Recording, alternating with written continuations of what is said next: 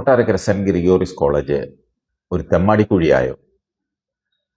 എന്താണ് അവിടെ നടക്കുന്നത്? എനിക്ക് ശേഷം പ്രളയമാണോ? കോളേജ് നശിപ്പിക്കാനാണോ അതോ നന്നാക്കാനാണോ മാനേജ്മെന്റിന്റെ ശ്രമം? ഈ ചോദ്യങ്ങൾക്ക് ഉത്തരം നൽകേണ്ടത് കോളേജ് മാനേജ്മെന്റാണ്. 964 കൂറിലോസ് തിരുമേനി കാട് വെട്ടിത്തെളിച്ച് കുന്നിനു മുകളിൽ മനോഹരമായ ഈ കോളേജ് സ്ഥാപിക്കുമ്പോൾ ഒരു ലക്ഷ്യമുണ്ടായിരുന്നു. സഭാവിശ്വാസികൾക്ക് മാത്രമല്ല, ആ നാട്ടിലെ മുഴുവൻ കുടുംബങ്ങളിലെയും കുട്ടികൾക്ക് ഉന്നത വിദ്യാഭ്യാസം നൽകണമെന്ന്. പള്ളികളിൽ വിശ്വാസികളുടെ പിടിയേരി പണം പിരിച്ചും സംഭാവന വാങ്ങിയും വിധവയുടെ ചില്ലിക്കാശ് പോലും ചുരുക്കുട്ടിയാണ് കോളേജിന് കെട്ടിടങ്ങൾ നിർമ്മിച്ചത്. ആദ്യം സ്വാശ്രയമായി തുടങ്ങി. 2 വർഷത്തിന് ശേഷം സർക്കാർ അംഗീകരിച്ചു. എയ്ഡഡ് കോളേജായി ഉയർന്നു. പ്രീ ഡിഗ്രിയിൽ തുടങ്ങി പടിപടിയായി ഉയർന്ന് ഇപ്പോൾ PG കോഴ്സുകൾ വരെയായി. അതും വർഷങ്ങൾക്ക് മുൻപ് ഇതിൻ്റെ വളർച്ച മുരടിച്ചു. പുതിയൊരു കോഴ്സ് തുടങ്ങിയിട്ട് എത്ര വർഷമായി? ആർക്കാണ് കോഴ്സ് വേണ്ടത്? ആർക്കാണ് കോളേജ് നിലനിർത്തേണ്ടത്?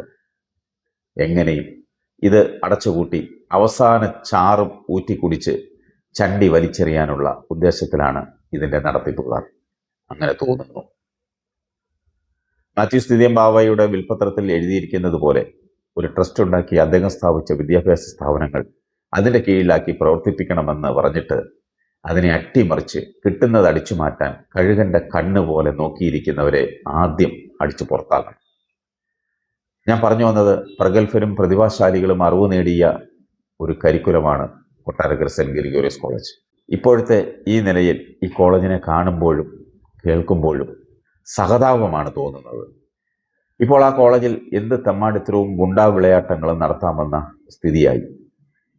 ഇവർക്കായി ഗേറ്റ് മലർക്കെ തുറന്നിട്ടിരിക്കുകയാണ്.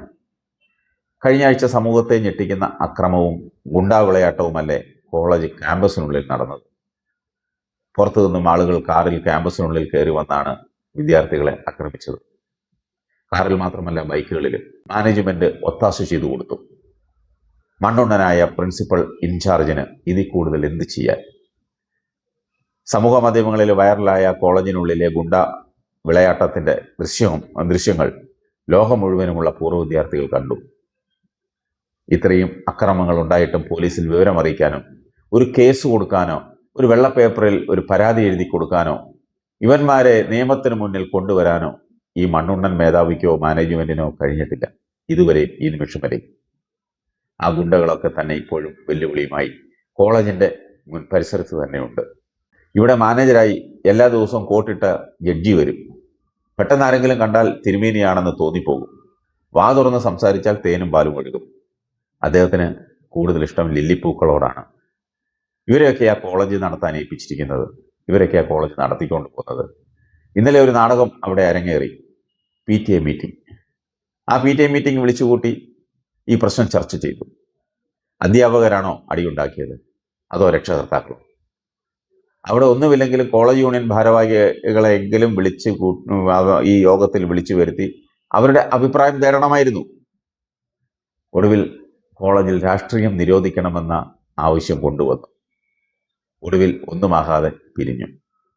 ആ മീറ്റിങ്ങിലെങ്കിലും തീരുമാനിക്കണമായിരുന്നു പോലീസിൽ പരാതി കൊടുക്കാനും നിയമ നടപടിയുമായി മുന്നോട്ട് പോകണമെന്നും ഇവന്മാരെ എല്ലാം നിയമത്തിന്റെ മുന്നിൽ കൊണ്ടുവരണമെന്നും. അതെങ്ങനെ? അവരുടെ ഒത്താശയിൽ സ്വന്തം കുട്ടികളെ വെളിയിലുള്ള ഗുണ്ടകൾക്ക് ക്യാമ്പസിനുള്ളിൽ കയറി അടിച്ചു കൊല്ലാൻ ഗേറ്റ് തുറന്നിട്ട് കൊടുത്ത് അടിയും കഴിഞ്ഞ് പുറത്തു പോകാൻ അവസരം ഒരുക്കി കൊടുത്തത് മണ്ണുണ്ണി മാനേജ്മെന്റ് അല്ലേ? പുറത്തുനിന്നുള്ള ഗുണ്ടകൾ കാറിലും ബൈക്കുകളിലും എങ്ങനെ ക്യാമ്പസിനുള്ളിൽ കയറി? അടി കഴിഞ്ഞ് അവർക്ക് വാഹനങ്ങളിൽ പുറത്തു പോകാൻ, അവർ വന്ന വാഹനങ്ങളിൽ പുറത്തു പോകാൻ എങ്ങനെ കഴിഞ്ഞു അവർക്ക്? എന്തുകൊണ്ട് അവർ പോകാതെ ഗേറ്റ് പൂട്ടിയില്ല? പോലീസിൽ എന്തുകൊണ്ട് വിവരം അറിയിച്ചില്ല? പരാതി കൊടുത്തില്ല? ഇപ്പോഴും പരാതി കൊടുക്കാത്തത് എന്തുകൊണ്ട്? ഈ ചോദ്യങ്ങൾക്ക് ഉത്തരം പറയേണ്ടത് മണ്ണുണ്ണി മാനേജ്മെന്റാണ്. ദയനീയം എന്നല്ലാതെ മറ്റെന്തു പറയാൻ? ഇതൊക്കെ മറച്ചു വെച്ചിട്ട് രാഷ്ട്രീയം നിരോധിക്കണമെന്ന് പറയുന്നത്. രാഷ്ട്രീയം വേണം, യൂണിയൻ തെരഞ്ഞെടുപ്പ് വേണം. പണ്ടും ഇതൊക്കെ തന്നെ ഉണ്ടായിരുന്നു. പക്ഷെ ഇപ്പോഴത്തെ പോലെ ആയിരുന്നില്ലെന്ന് മാത്രം. അന്നൊക്കെ പ്രഗത്ഭരായിരുന്നു പ്രിൻസിപ്പലിന്റെയും മാനേജറുടെയും കസേരകളിൽ ഇരുന്നത്, ഈ കോളേജ് നിയന്ത്രിച്ചിരുന്നത്, ഈ കോളേജ് മാനേജ് ചെയ്തിരുന്നത്, ഈ കോളേജ് ഭരിച്ചിരുന്നത്.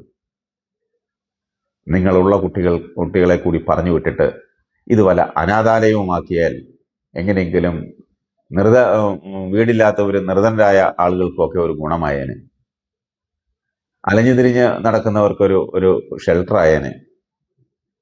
ഇതെല്ലാം കണ്ടും കേട്ടും മുകളിലിരുന്ന മാത്യൂസ് ദേബാവ കണ്ണീരൊഴുക്കുന്നുണ്ട്. അതിൻ്റെ പാവം ഉറപ്പായും നിങ്ങൾക്ക് കിട്ടും, ഒരു സംശയവും വേണ്ട.